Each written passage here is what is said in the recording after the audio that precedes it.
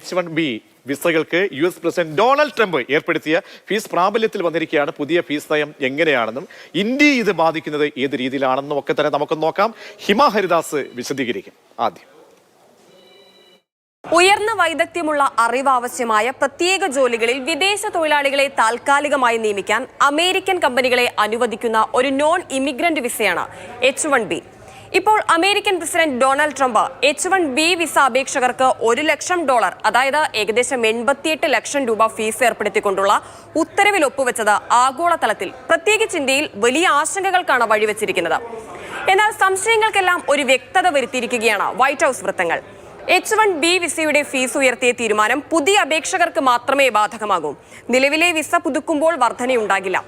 $1 ലക്ഷം എന്നത് പുതിയ അപേക്ഷകർക്കുള്ള ഒറ്റത്തവണ ഫീസാണ്. നിലവിൽ H1B വിസ കൈവശമുള്ളവർക്ക് രാജ്യത്തേക്ക് വീണ്ടും പ്രവേശിക്കാൻ $1 ലക്ഷം നൽകേണ്ടതില്ല എന്നതാണ് ആശ്വാസകരമായ കാര്യം.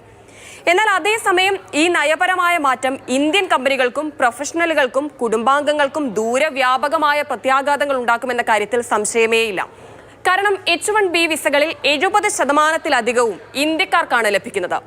അതിൽ വിവിധ കമ്പനികളിൽ ജോലി ചെയ്യുന്നവരുടെ കണക്ക് ഇപ്രകാരമാണ്.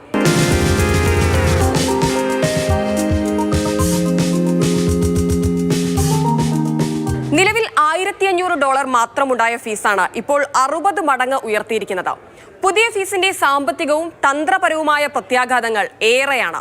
നിരവധി ജീവനക്കാരെ അമേരിക്കയിലേക്ക് അയക്കുന്ന ഇന്ത്യൻ IT കമ്പനികളുടെ ലാഭത്തിൽ വലിയ ഇടിവുണ്ടാകും. ഇത് അമേരിക്കയിലുള്ള ചെറുകിട ഇടത്തരം ഇന്ത്യൻ കമ്പനികളെ ബാധിക്കും. മറ്റൊരു കാര്യം, പുതിയ സാഹചര്യത്തിൽ അമേരിക്കൻ കമ്പനികൾ സ്വദേശി തൊഴിലവസരങ്ങൾ സംരക്ഷിക്കാൻ ലക്ഷ്യമിടും.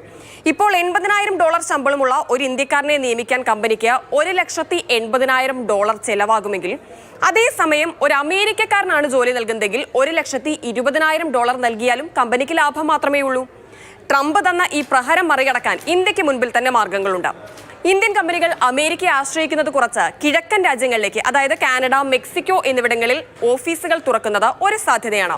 പക്ഷേ അതിനേക്കാളൊക്കെ എത്രയോ നല്ല മാർഗം സ്വന്തം പൗരന്മാർക്ക് നാട്ടിൽ തന്നെ ഉയർന്ന നിലവാരമുള്ള തൊഴിലവസരങ്ങൾ സൃഷ്ടിക്കുക എന്നതാണ്. അതിലൂടെ വിദേശ വിസ നയങ്ങളിലെ അനിശ്ചിതത്വങ്ങളെ നമുക്ക് മറികടക്കാനാകും.